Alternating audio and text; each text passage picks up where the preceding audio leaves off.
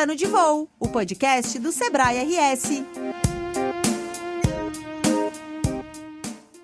Olá, olá! Sejam todos bem-vindos e bem-vindas a mais uma edição do Plano de Voo, o podcast do Sebrae RS.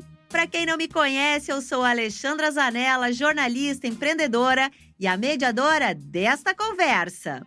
Construir uma marca estratégica que se destaca no mercado tão competitivo e ainda engajar com o seu público, sempre se adequando às expectativas e preferências do consumidor, é um grande desafio para as empresas.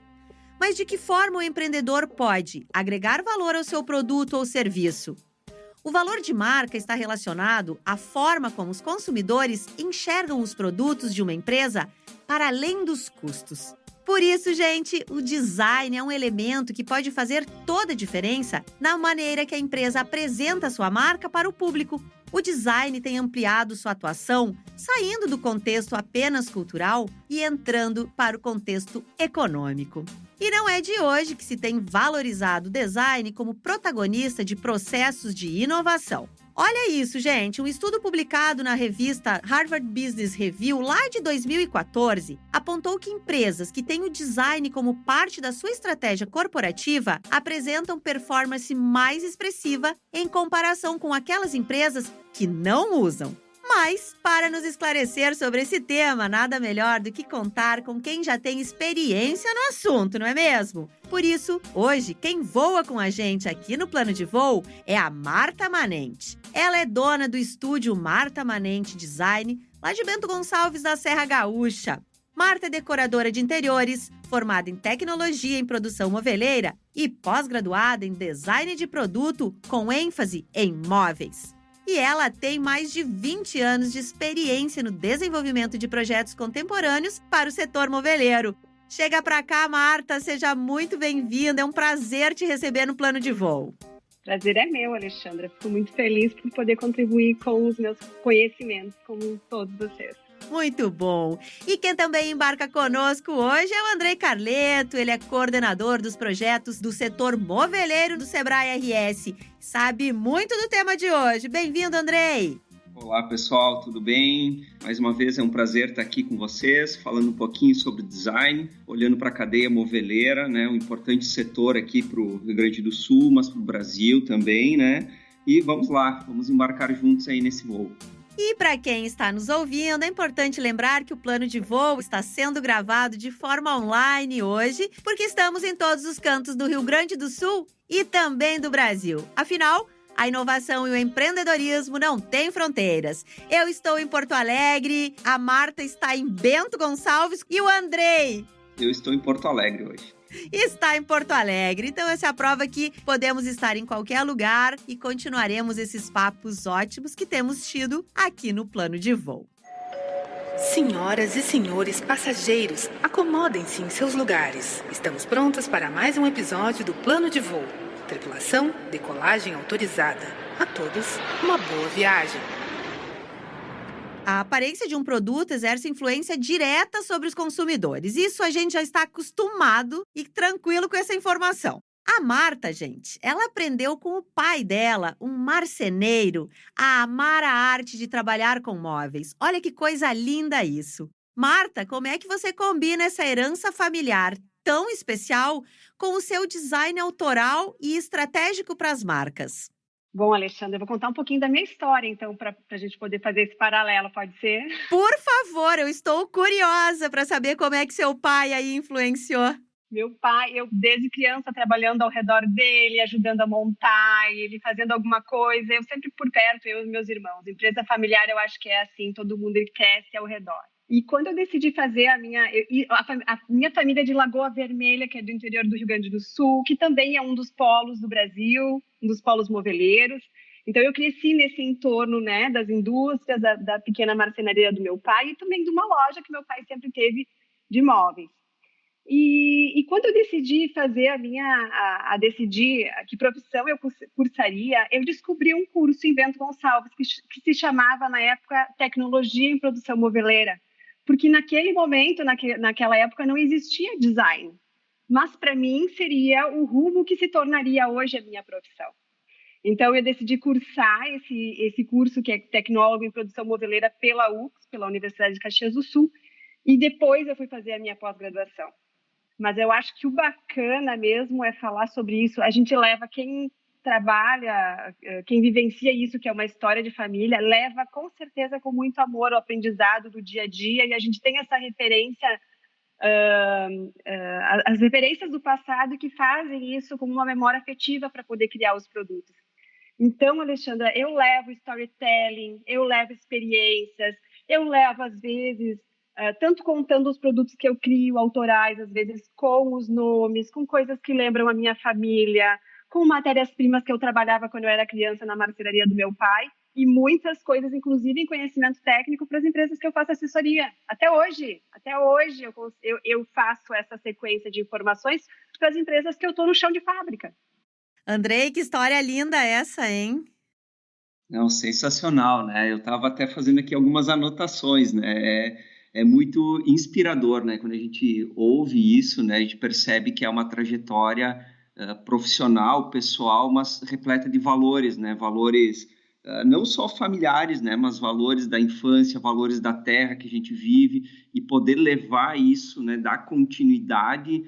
É uma história de muito amor envolvido em todo o processo, né, que acaba transcendendo isso para o trabalho executado relativo ao design, né, junto às empresas. Parabéns. Eu anotei aqui que também fiz umas anotações já com essa primeira fala da Marta, né, Andrei? Que coisa boa isso. Mas me chamou a atenção que você falou sobre a memória afetiva. E eu queria questionar vocês dois, dentro da indústria moveleira, dos móveis e tudo mais, buscando isso que a Marta também trouxe, né, da família. A gente percebe, não só aqui no Brasil, mas no mundo inteiro, uma mudança de olhar ou de comportamento das pessoas, onde a gente está se virando mais para o que vem, para o afetivo, para a receita da família. O exemplo aqui, né, da Marta, que veio de casa, o pai um marceneiro, hoje ela é uma design. Vocês acham que essa tendência, ela também nos móveis da indústria moveleira, de a gente voltar um pouco para a raiz, ser menos coisas pasteurizadas, ser menos coisas todas iguais, e a gente trabalhar com o autoral, com a volta à raiz, com os produtos, né? Tipo assim, com a madeira que veio, saber de onde veio a madeira. Vocês acham que a indústria moveleira também está nessa batida? A gente vê bastante na alimentação e bebidas, né? Como é que vocês veem a indústria moveleira com esse olhar?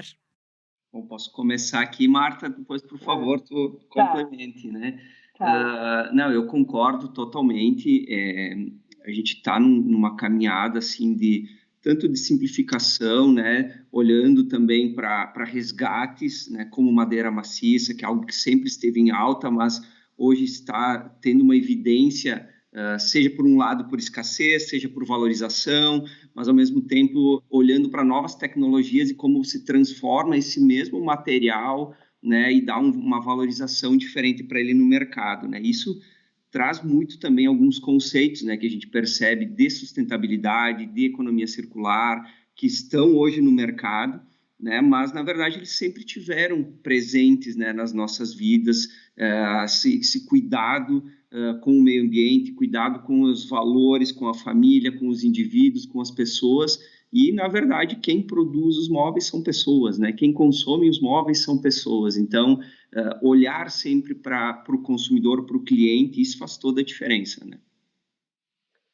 Eu vou complementar, então. Eu vou falar um pouquinho sobre tendência. E eu acho que um pouquinho assim o olhar das grandes marcas que fazem, os grandes estudiosos que falam sobre tendência, sobre esse movimento que vem falando sobre o essencial, a busca do essencial. E quando a gente fala sobre tendência, é sobre o comportamento do ser humano, é o que acontece no dia a dia das pessoas, e é essa interpretação que a gente tem que ter.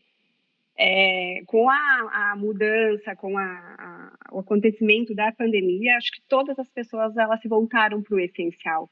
O que é realmente importante ter no seu cotidiano as coisas que são realmente necessárias, objetivas. O menos é mais. O menos é mais em todos os sentidos. Tem toda a questão da economia circular, sem dúvida alguma.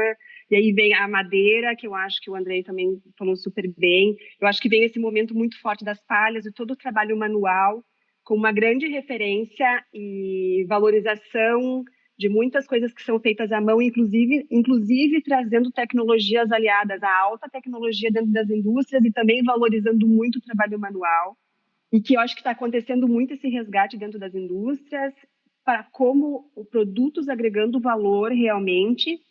E vem uma nova palavra que eu acho que isso para mim é uma coisa que tem transformado muito as minhas conversas com as pessoas quando eu falo sobre tendências, que é a questão da nostalgia. Opa! Vamos pedir para a Marta explicar direito isso? Palavra nova para mim. Palavra completa nova para mim. Para mim também. Eu comecei a realmente estudar agora novos conceitos para falar sobre tendências. E quando a gente fala sobre nostalgia, a news vem do novo, né? E a nostalgia a gente vai lembrar do que aconteceu no passado. Então, quando a gente tem um momento como esse que ainda continua incerto para a gente percebeu que as situações são incertas, como o olhar de consumidor. Então, como que a gente recorda das coisas boas dentro de casa? A gente recorda de tempos passados. E eu acho que uma das grandes memórias afetivas que a gente tem como referência é a casa dos avós. Então, por que está vindo a tendência das formas orgânicas?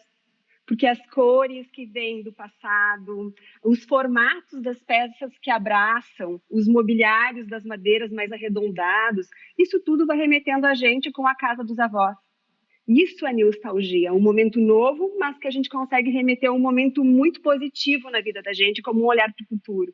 E às vezes a gente enxerga totalmente a tendência como algo técnico, mas não tem essas referências de como que a gente tem que enxergar o passado para vislumbrar o futuro e olhar isso de uma forma técnica para dentro das empresas e que seja assertivo como investimento de design.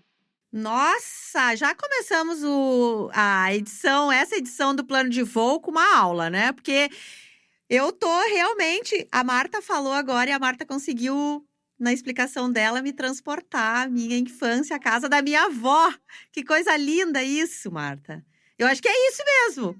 A gente consegue realmente entender porque antigamente tinha aquela casa clássica da mesa de jantar, com as cadeirinhas mais arredondadas, muita madeira, a palhinha, as cores verdes, o azulzinho, essas cores clarinhas que estão agora na moda, os tecidos mais calorosos. E aí você vai entendendo por que as coisas estão agora ficando as formas estão ficando cada vez mais orgânicas. Fala de tendência de design. É isso que remete, são os tempos passados que nos dão conforto e segurança, mas é emocional. E o mercado, vocês acham que o mercado é uma exigência do mercado? A pandemia acelerou isso? Vocês sentem que a pandemia acelerou? A gente ficou mais em casa, né? 2 anos olhando para o mesmo móvel, para a mesma parede. Acelerou muito, né? Não, com certeza, né? A questão de ficar dentro de casa e perceber viver o ambiente, né? Que antes era só de passagem, criou outras necessidades, mas também despertou outras sensações nas pessoas, né? Então, essa questão do minimalismo, do essencialismo, de buscar viver com o essencial, o que realmente importa, o que é preciso, isso também se reflete nos móveis, né? Então, muitas vezes, hoje, buscando um estofado novo, uma mesa nova, uma cadeira, algo que realmente faça sentido estar naquele ambiente, né? Mas que tenha um porquê também de estar naquele ambiente, né? Não é simplesmente mais uma mesa ou mais um sofá ou vou trocar por trocar, né? E muitas vezes eu vou ficar com aquele que eu tenho porque ele tem uma lembrança, né? Uma memória nostálgica sobre isso, né? Então, estar olhando para esse comportamento é o tempo todo, né? São ciclos. O mercado ele se movimenta a partir do comportamento que também está se movimentando, né? E a gente está aqui falando um pouco, né, do design, o quanto o design está em tudo, né? Até mesmo, queria que a gente entrasse um pouquinho nisso, a Marta, que é bem técnica, né, Andrei, que pode nos ajudar. O design, às vezes, ele está em absolutamente tudo, né? A gente tem falado muito sobre a experiência do usuário, que está ligado totalmente, né, ao design. Como é que a gente faz os negócios usarem? Como é que a gente integra aí design com negócio para fazer a empresa crescer, para fazer a empresa ser mais vista? Onde está o design? Já estamos falando da indústria moveleira, ela está somente nos móveis? O design está desde a marca da empresa, o logo da empresa? Como é que o design entra aí? A Marta falou antes, né, sobre usar storytelling, que é contar histórias, construir histórias para desenvolver um produto. Onde é que o design entra aí em negócios? O design, ele entra absolutamente em tudo dentro de uma empresa, né? Eu acho que hoje os grandes especialistas falam, inclusive, que é importante, às vezes, ter pessoas ligadas ao design na parte administrativa, porque um designer, ele sempre tem uma forma diferente de pensar sobre o lado externo dos grandes negócios. Quando tem uma pessoa que ela tem a cabeça mais aberta, ela consegue, inclusive, resolver outros assuntos sobre os temas do design thinking, né? São pessoas que têm a cabeça aberta e que conseguem, muitas vezes, resolver situações do dia a dia dentro das empresas com um olhar diferenciado para a resolução dos problemas. Mas falando sobre design, eu gosto muito de trabalhar dentro das empresas que eu atendo sobre design estratégico.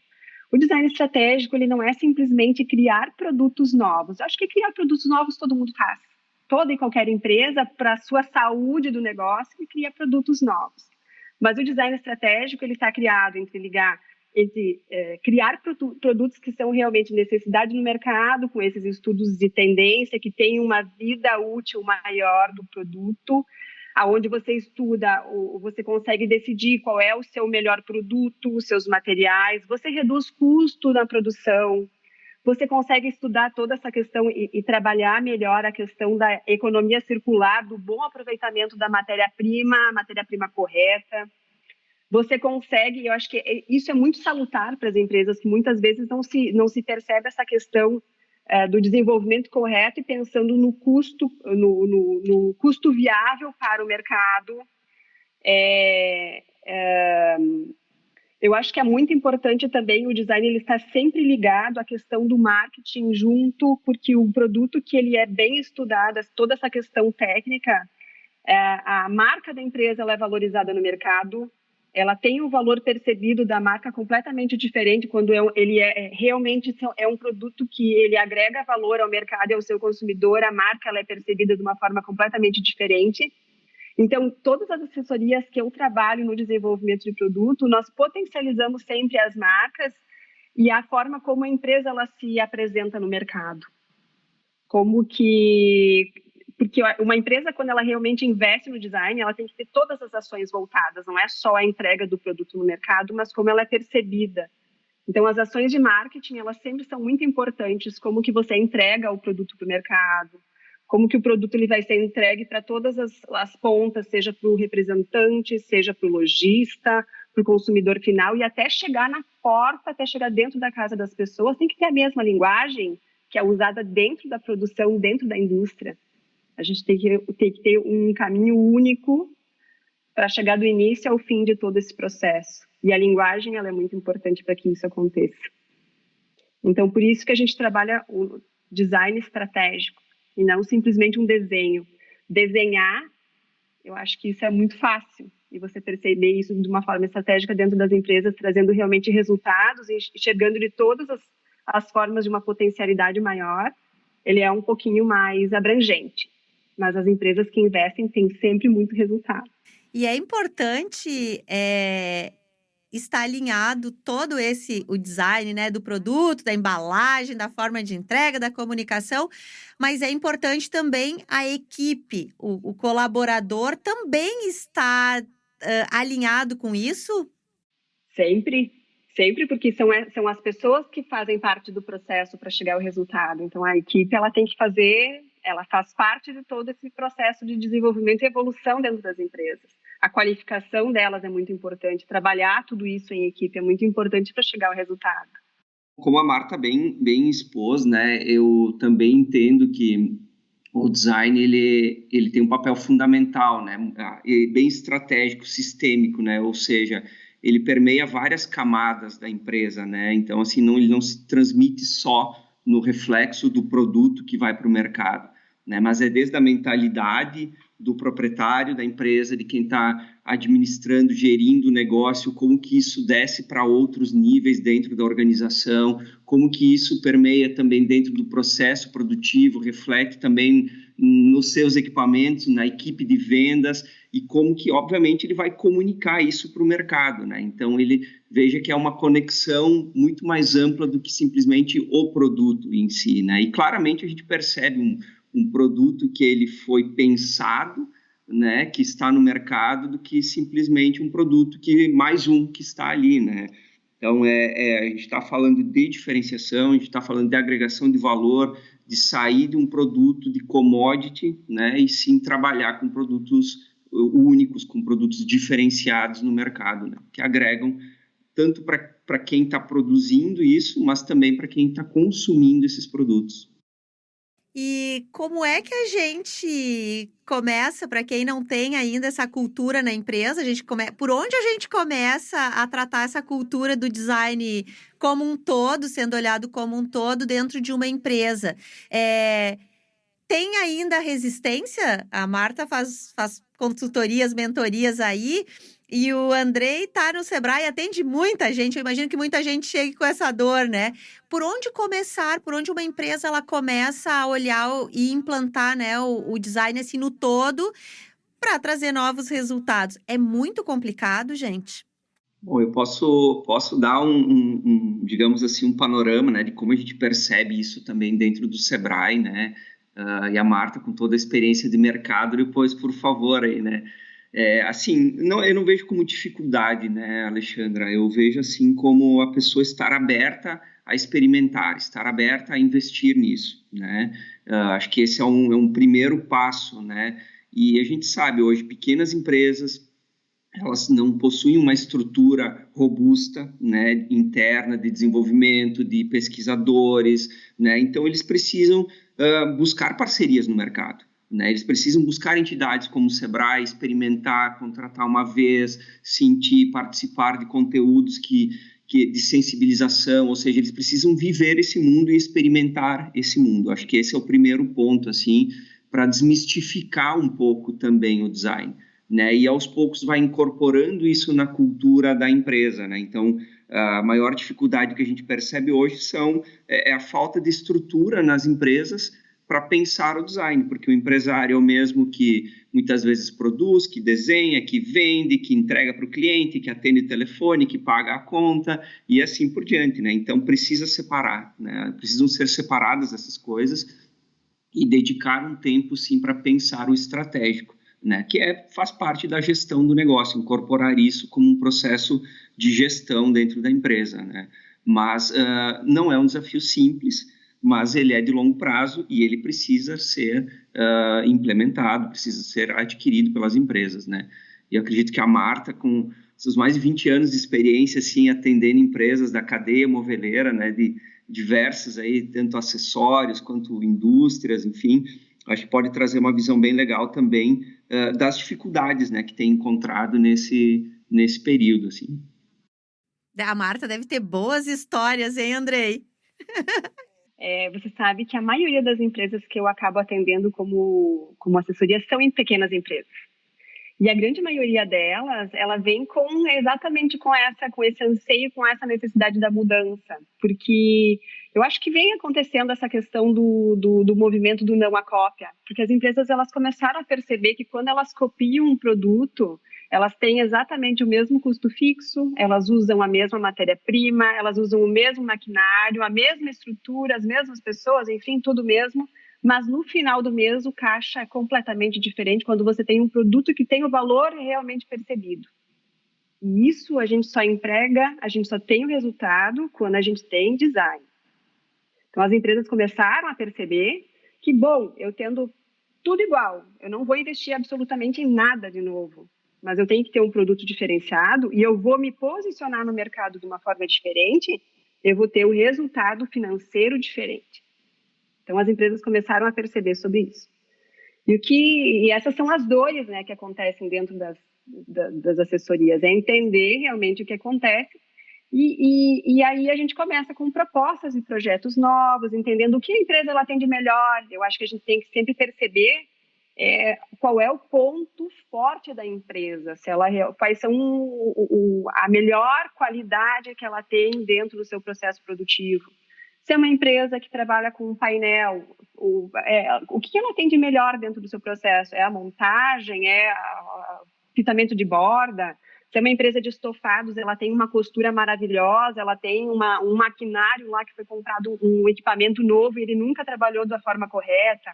Ou muitas empresas nos procuram, empresas que trabalham muita terceirização, que vão buscar terceirizados para poder produzir o seu produto. Hoje é um movimento que está acontecendo muito aqui. Empresas que trabalham móveis de decoração, que têm, às vezes, um determinado setor dentro da empresa, mas que os outros terceirizam em outras pequenas indústrias e isso vai agregando o seu processo. Eu acho que é isso, a gente tem que perder o medo, às vezes, de fazer tudo dentro de casa, mas buscar alternativas para agregar valor dentro para o seu produto. Eu acho que isso tem desmistificado muito a questão do design. Quando eu falo design autoral, não é só a questão do design que é do designer, mas sim o autoral para dentro das empresas. É o não a cópia do seu vizinho, do seu concorrente, mas sim de buscar essas alternativas que são autênticas e que eu acho que isso leva, inclusive, a característica da empresa. Como a gente tem, às vezes, algumas referências que você lembra, aquela cadeira da tal marca. Você viu aquele móvel da fábrica X? A gente consegue memorizar detalhes do produto porque são exclusivos daquela marca, ou porque aquela marca foi a primeira que criou um determinado detalhe num produto, uma valorização de alguma forma. Isso tem acontecido, inclusive, dentro das pequenas empresas. É uma realidade diária que a gente trabalha junto. E eu acho que uma das grandes coisas que a gente tem feito junto com as empresas é, além dessa questão do design, como produto, agregando valor ao produto, é a valorização da comunicação dela. Então, quando você tem a comunicação, é como conduzir o processo para a loja, as lojas corretas para receber o seu produto, porque às vezes não é aquela loja que ele já está acostumado a vender. Às vezes você tem que mudar um pouquinho a rota, o nosso plano de voo. Muda o plano de voo. Muda o plano de voo, mudou o produto, tem que mudar também a loja que você está acostumado a vender. Então, tem que ter essa estratégia também para o próximo passo. A comunicação, ela é muito importante que a gente faça em toda a cadeia, não é só o catálogo. Hoje as redes sociais estão aí e é o que a gente tem de maior potencial. E como fazer isso da forma correta para a gente ter uma maior quantidade de pessoas que recebam a nossa informação? Quem é o nosso consumidor antes de chegar no consumidor final? A gente tem um monte de processos nesse meio e a gente tem que ir comunicando dessa forma correta, fazer a foto do produto sempre da melhor forma possível.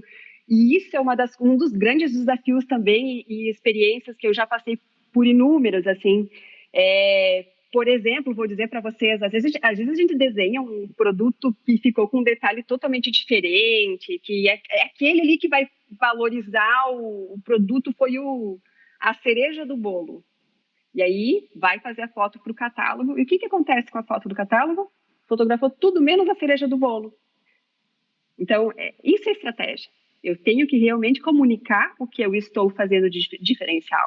Se eu abro a porta e tem alguma coisa diferente, se a cadeira tem uma forma ergonômica que eu vou sentar e ele vai oferecer um diferencial de ergonomia, se tem a facilidade de montar, eu tenho que criar um vídeo sobre aquele produto. Se é uma composição com diversas peças, eu tenho que criar a comunicação através do vídeo. Vídeo hoje é um dos grandes aliados de toda e qualquer indústria. Atenção, empreendedores! Olha a dica preciosa de alguém que conhece muito bem.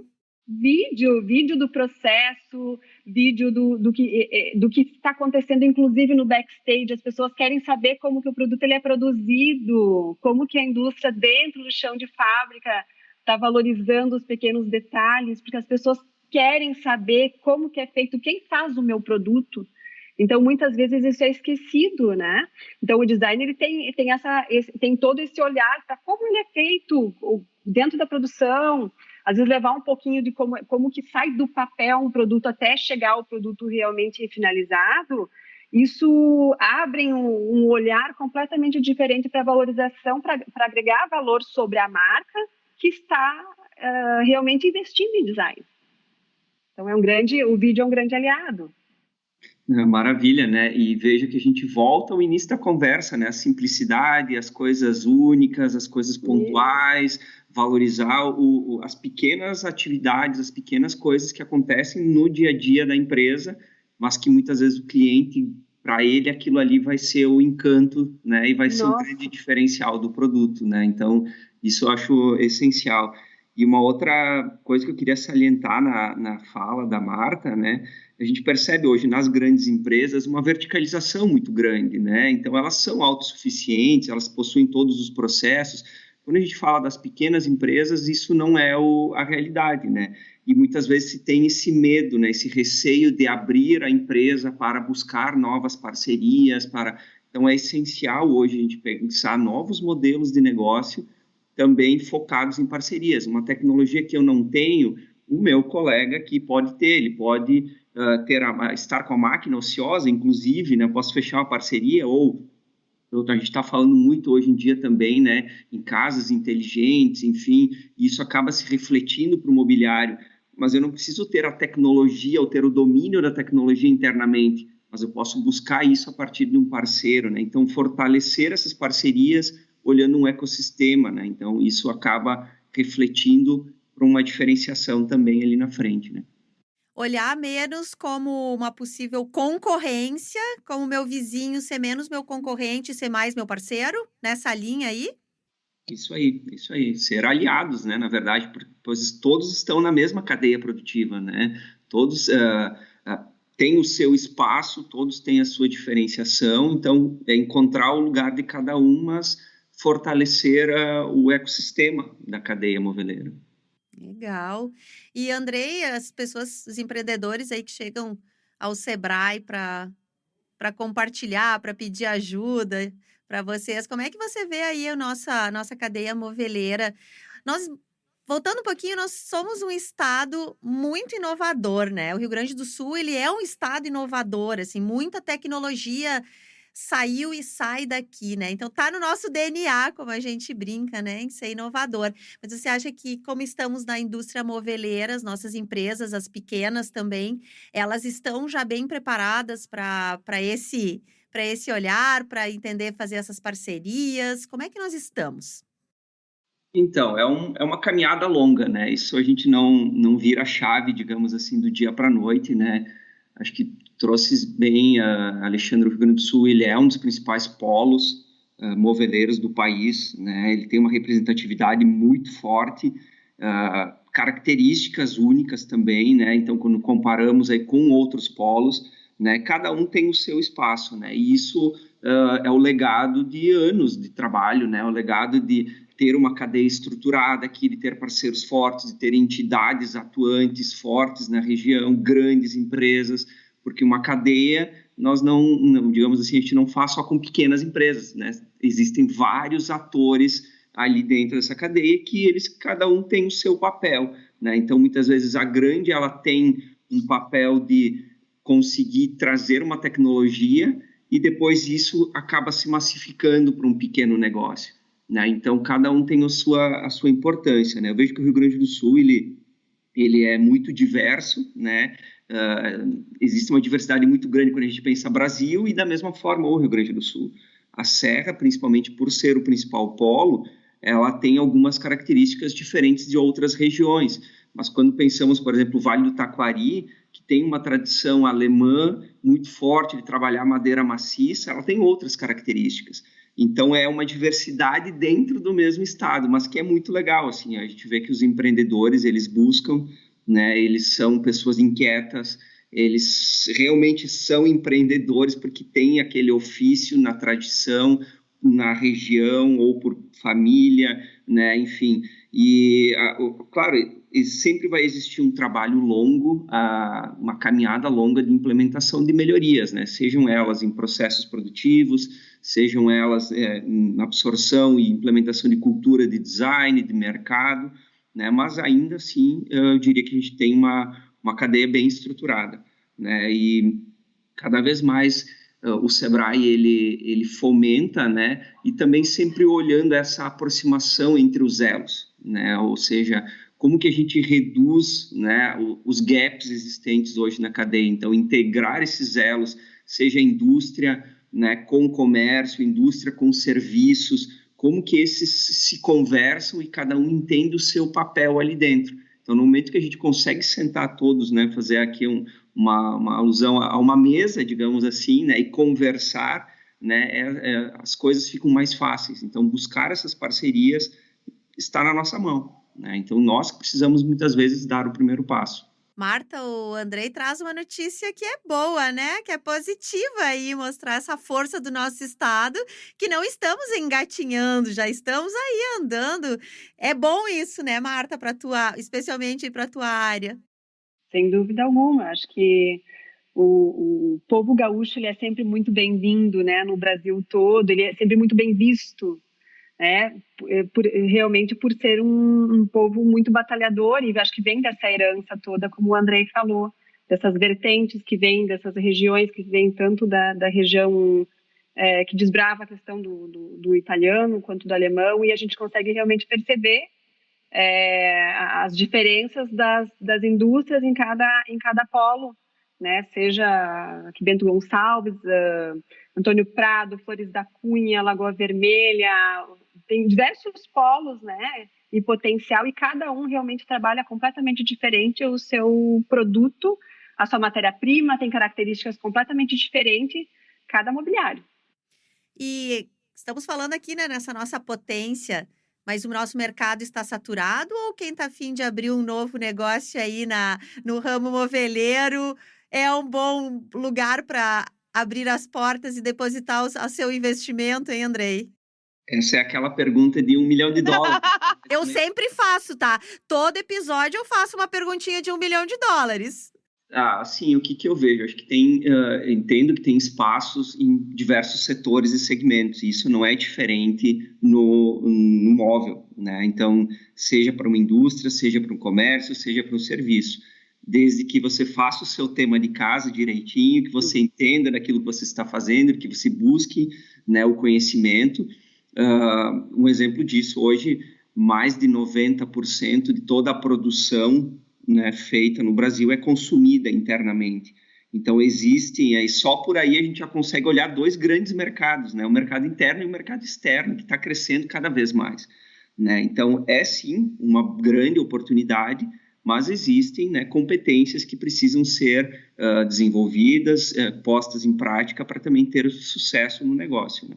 A gente fala bastante sobre, né? Falamos agora sobre entrar no negócio, ampliar, mudar, experimentar, né? A gente ver com as mãos, como a gente estava brincando aqui, né? Ver os móveis com as mãos, né? Antes de começar a gravar o episódio, falávamos sobre isso. E eu queria ouvir um pouquinho a Marta em especial, porque a gente sabe que a Marta viaja bastante, gosta bastante de conhecer coisas novas, experimentar. Para a linha de móveis e tudo mais, eu imagino, né? Se você vai comprar uma cadeira, eu quero sentar na cadeira para ver o quanto ela é confortável, se ela é direitinho para o meu corpo. E a gente tem informação aqui que agora, no mês de junho passado, aqui de 2022, a Marta participou aí do Salão do Móvel de Milão, né? Sonho visitar esse salão. Marta, quem sabe um dia a gente vai junto aí juntas numa missão do Sebrae, hein, Andrei? Eu ia amar. Eu queria que você me falasse um pouquinho, assim, dessa importância de sair também só do seu local e ver coisas bem diferentes, sair do país também, porque tem desde a questão da cultura, a questão da língua que é diferente. O quanto vocês acham que isso é importante, a gente sair da nossa zona de conforto, do que a gente está acostumado e seguro, e para as empresas, para os empreendedores, para as novas ideias, para mudar os rumos dos negócios, ou para talvez olhar e dizer assim, o meu negócio está no caminho certo. Como é que vocês veem isso? Por favor. Bom, Alexandra, vou falar então um pouquinho sobre o Salão do Móvel de Milão.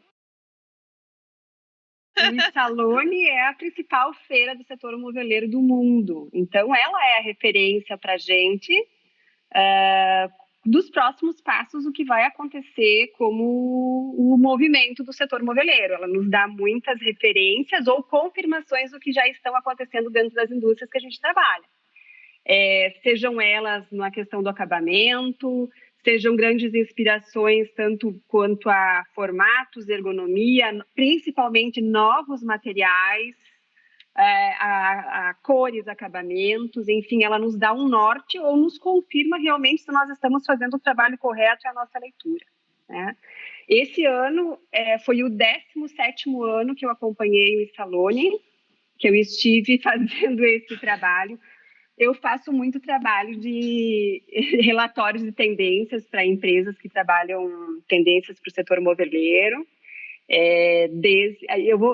Esses 17 anos que eu faço esses relatórios, a primeira vez que eu fiz não existia câmera digital, para falar um pouquinho para vocês sobre isso. Eu tenho as minhas primeiras fotos de Essalone em câmera analógica. E aí o medo, Marta, de que queimou o filme, de que não ficou escura.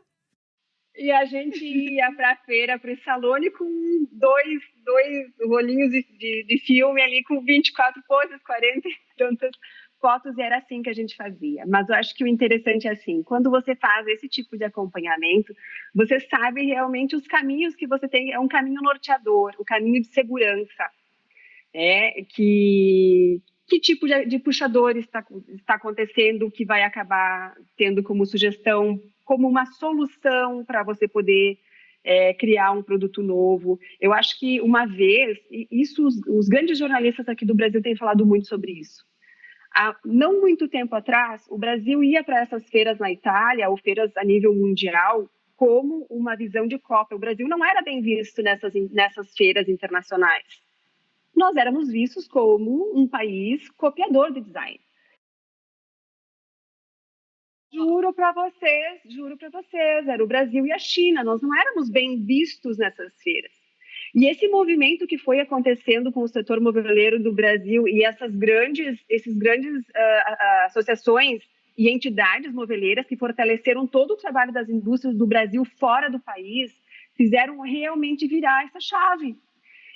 Esse ano foi o 6º ano que eu participei de exposições de produtos meus lá na Itália. Então, levando projetos meus do Brasil, sendo expostos em Milão, e que é uma vitrine muito importante para a gente.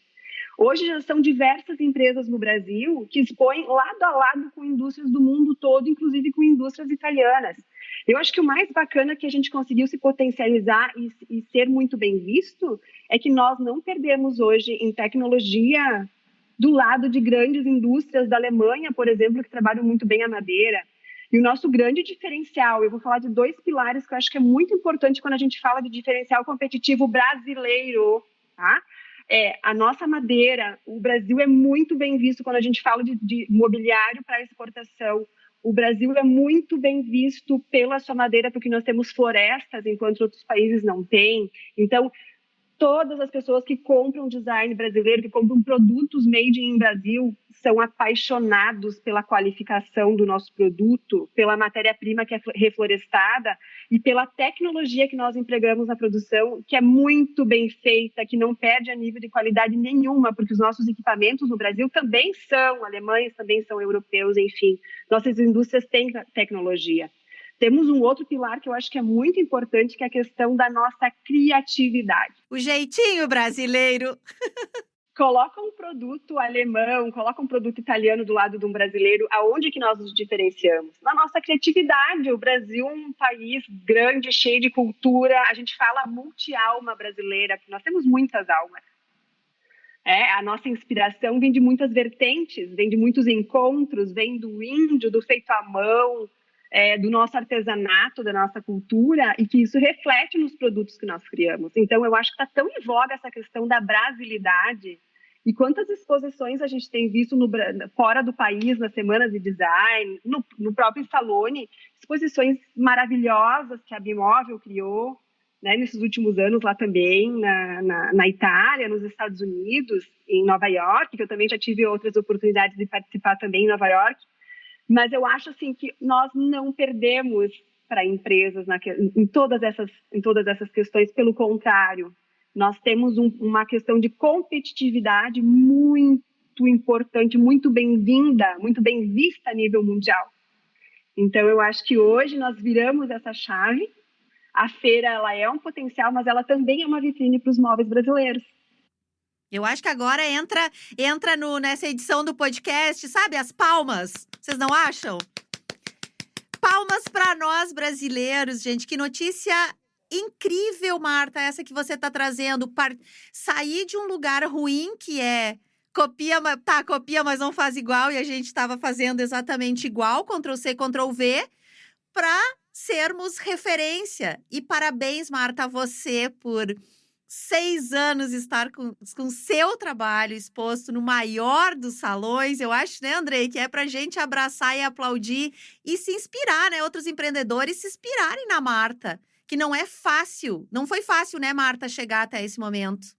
De jeito nenhum, Alexandra, mas tudo isso porque existem grandes movimentos que a Apex está criando, movimentos que as associações moveleiras estão também se potencializando, e das indústrias que fazem esse movimento e dão credibilidade para o design poder trabalhar todas essas vertentes. Acho que é uma somatória, acho que não existe nenhum trabalho isolado, não existe designer sozinho, existe designer com uma empresa do lado que possa desenvolver o produto com qualidade que leve isso para uma vitrine. Não existe apenas um desenho no papel, ele tem que ser tirado do papel, ele tem que ter toda uma questão de confiabilidade em todos os pilares para que isso aconteça. Andrei, eu tenho certeza que nessa mudança aí tem alguns dedinhos do Sebrae, né? Olha, nós sempre procuramos fomentar, né? Sempre estamos também trabalhando aí na articulação junto com entidades, mas sempre buscando essa aproximação da cadeia produtiva, né? Como a Marta trouxe, hoje o Brasil ele é bem visto lá fora, ele tem representatividade, porque foi pensado lá atrás, tem uma caminhada, tem toda uma trajetória até chegar nesse ponto. E o Brasil, ele se diferencia pelo seu trabalho único, né? Então, ou seja, da mesma forma como a gente pensa uma empresa, quando ela quer se diferenciar no mercado, ela tem que encontrar suas características, né? Encontrar os seus meios para se diferenciar, né? E a mesma forma é o Brasil hoje, né? Olhando para o design, olhando para a indústria, para os produtos que estão lá fora sendo apresentados, né? E só uma curiosidade aqui, a Marta trouxe a questão da madeira, né? Recente pesquisa que saiu dos produtos exportados, praticamente 84% são de madeira, né? Então, se alguém quer uma dica quente de para onde olhar para exportação, para produtos, né? Então a gente está falando ali de produtos que possuem uma aceitação, que já são validados no mercado, que possuem características que são bem vistas, né? E é algo nosso, né? É brasileiro, não é cópia. Então, acho que é cada vez mais isso que a gente tem que buscar. Essa diferenciação técnica, interna, né? Essa união entre os elos da cadeia, estar muito próximo. O designer tem que estar dentro da indústria, né? A indústria tem que estar olhando para o mercado, tem que estar conectado com o consumidor e todo mundo falar e sentir, né? Esses movimentos. Todo mundo falar a mesma língua. Infelizmente, a gente está chegando ao fim desse episódio do Plano de Voo. Eu estou adorando e eu tenho certeza que quem está nos ouvindo também está nessa mesma batida. E a minha última pergunta para vocês: o Andrei, a parte dele, ele já se antecipou e me respondeu que eu ia perguntar, e a segunda pergunta de $1 milhão desse episódio aí, que seria o que são as tendências, né? O Andrei, eu acho que tocou em pontos muito, muito, muito importantes aí. Acho que dá para anotar essa aulinha aí do Andrei. Então, eu queria ouvir também a Marta. O que temos, Marta, de tendência aí do design na indústria moveleira? O que a gente pode ficar de olho? Eu acho que eu já fui dando algumas palhinhas, né? Essa questão do essencial, ele abre muitas vertentes para a gente perceber realmente materiais naturais que vêm da madeira, das palhas, palhinhas, tecidos confortáveis que abraçam, as formas que são orgânicas, que vêm cada vez mais forte para todo tipo de mobiliário. Aí eu estou falando de mobiliário de decoração, mas também para mobiliários com painéis. Toda essa questão da valorização dessas cores que são mais agradáveis, que vem dessa paleta de cores que vem da natureza. cada vez mais a gente tem que ter essa conexão com materiais que vêm diretamente da natureza, que é isso que a gente vem falando da ponta dos dedos, né? A gente precisa ter essa sensação tanto visual quanto tátil. E isso realmente é uma tendência muito forte e vem para ficar, porque nos aproxima realmente da natureza para poder consumir o mobiliário de uma forma bem correta, e é vida longa, né? Esse tipo de mobiliário, que é atemporal, ele tem vida longa para as indústrias, produtos que não são sazonais, que não vêm dessa questão da modinha. A gente tem que entender que tendência não é a questão do passageiro, a tendência. Não, às vezes é um investimento que a empresa ela faz muito bem pensado, mas que o produto ele fica por um tempo maior dentro da produção, dentro da loja, o desenvolvimento consciente. Muito bem. Marta Manente, do estúdio Marta Manente Design, Plano de Voo agradece a tua generosidade, o teu tempo, todas as suas dicas, muito importante para os nossos empreendedores que estão nos ouvindo, tanto para quem já está na indústria, como também para quem está pensando em se aventurar aí no ramo moveleiro. A gente agradece demais a tua presença e que deseja que você faça outros muitos salões pelo mundo com os teus produtos. Eu já vou correr lá nas suas redes sociais para te acompanhar. O meu muito obrigada. Eu que agradeço a oportunidade, o convite do Sebrae. Fiquei lisonjeada por poder compartilhar desse momento. Eu acho que tudo que a gente pode compartilhar com alguém é sempre uma soma. Eu é que aprendo com todos vocês, e a vida ela é justamente isso, é uma troca. E agradeço muito a oportunidade, o espaço, o carinho. Coisa boa!